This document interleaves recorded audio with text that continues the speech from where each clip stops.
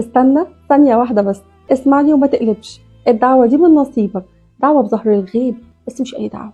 اسمعها مني والله أنت الكسبان، بس اسمعها بقلب موقن بالإجابة، قلب خاشع لله تعالى، عارف إن ربنا مادام ألهمه الدعاء يبقى أكيد عايز يحقق له كل اللي نفسه فيه، يبقى أكيد عالم بحاله وعايز يفرج همه وغمه. ادعي ورايا وقول: اللهم آمين. أسأل الله العظيم رب العرش الكريم أن يعطيك حتى يرضيك، ومن ماء زمزم يسقيك، ويحميك من وساوس شياطين الإنس والجن، ويحفظك من السحر والمس والحسد، ويجعل بينك وبين من أراد بك السوء سدا منيعا، حصنا حصينا، ويجعل كيده في نحره. اللهم إني أسألك قلبا سليما ولسانا صادقا.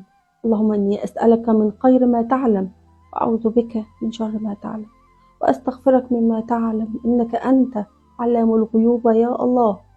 اللهم إني أشكو إليك ضعف قوتي وقلة حيلتي وهواني على الناس يا أرحم الراحمين. أنت رب المستضعفين وأنت ربي. إلى من تكلني يا الله؟ إلى بعيد يتجهمني أم إلى عدو ملكته أمري؟ إن لم يكن بك علي غضب فلا أبالي، ولكن عافيتك هي أوسع لي. أعوذ بنور وجهك الكريم الذي أشرقت له الظلمات وصلح عليه أمر الدنيا والآخرة من أن تنزل بي غضبك أو يحل علي سخطك. لك العتبى حتى ترضى يا الله، ولا حول ولا قوة إلا بالله. اللهم آمين آمين يا رب العالمين. اللهم صل وسلم وبارك على نبينا وحبيبنا سيدنا محمد صلى الله عليه وسلم. انت عارف انت دعيت ربنا بإيه دلوقتي؟ انت عارف ربنا جابك لحد هنا ووفقك انك تدعي بإيه؟ انت دعيت بالدعاء اللي النبي صلى الله عليه وسلم دعا بيه وهو في قمة حزنه وكربه ووجعه، كان مطرود وفاقد لأحب شخص لقلبه، سيدة خديجة رضي الله عنها وأرضاها. ومش بس كده، ده كمان أهله تخلوا عنه ورموه بالحجارة.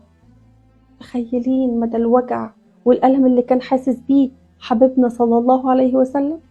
قولي بقى، مهما كان كربك ايه استحالة هيكون زي كرب الحبيب صلى الله عليه وسلم. وبعد ما دعا النبي صلى الله عليه وسلم الدعاء ده، رجع بيته وهو مهموم وحزين ينام. وسبحان الله، ربنا يطبطب على قلبه ويكبر بخاطره صلى الله عليه وسلم ويكرمه من فوق 7 سماوات ويرسل ليه سيدنا جبريل عليه السلام، وصحاه من نومه وأخده في أعظم رحلة على وجه الأرض، رحلة تكريم وتشريف، رحلة جبر الخاطر للنبي صلى الله عليه وسلم اللي اتكسر. وانت خليك واثق انك لما دعيت بالدعاء ده والله ان ربنا هيجبر بخاطرك، جبر يتعجب له أهل السماوات وأهل الأرض. والله ليس بذلك على الله بعزيز.